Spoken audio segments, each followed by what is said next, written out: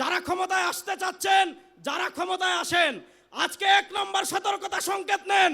আগামীতে বাংলাদেশে এমন ভূমিকম্প তৈরি হবে, যদি কাদিয়ানীদেরকে কাফের ঘোষণা না দেন, বাংলাদেশে তাদেরকে বঙ্গোপসাগরে ভাসিয়ে দেওয়া হবে। খতমে নবুয়ত সংরক্ষণ কমিটি বাংলাদেশের কেন্দ্রীয় দাওয়া বিষয়ক সম্পাদক, বিশিষ্ট গবেষক, আলেমে দ্বীন, তরুণ প্রজন্মের অহংকার, হযরত মাওলানা মুফতি রাজাউল করিম আবরার। হযরত মাওলানা মুফতি রাজাউল করিম আবরার।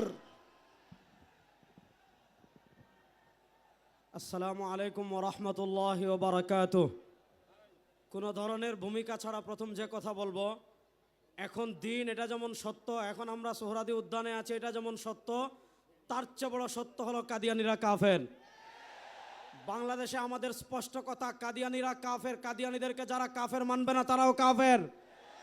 কাদিয়ানীদের পক্ষে টিভি টক শোতে যারা দালালি করবে তারাও কাফের। কাদিয়ানীদের পক্ষে যারা সংসদে দালালি করবে তারাও কাফের। বাংলাদেশের ইন্টারিম গভর্নমেন্ট এবং আগামীতে যারা ক্ষমতায় আসবেন তাদেরকে আমরা আজকে সোহরাওয়ার্দী উদ্যান থেকে 1 নম্বর সতর্কতা সংকেত দিচ্ছি। সমুদ্রে যখন ঘূর্ণিঝড় আসে 1 নম্বর সতর্কতা সংকেত প্রথম দে।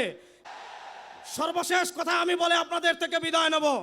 সর্বশেষ একটা কথা বলে আমি আপনাদের থেকে বিদায় নেব। ইনশাআল্লাহ 2024-এর জুলাই আগস্টের গণবিপ্লবের পর ভারতের আধিপত্যবাদকে পরাজিত করেছি। এই বাংলাদেশে ভারতের দালালি চলবে না, আমেরিকার দালালিও আর চলবে না। যদি আমেরিকা আর ওয়াজাহাত বলে কাদিয়ানীদেরকে রাষ্ট্রীয়ভাবে মুসলিম ঘোষণা না করা হয়, যদি কাদিয়ানীদেরকে মুসলিম ঘোষণা করার জন্য যুদ্ধ করার প্রয়োজন হয়, আমরা যুদ্ধ করার জন্য প্রস্তুত আছি ইনশাআল্লাহ।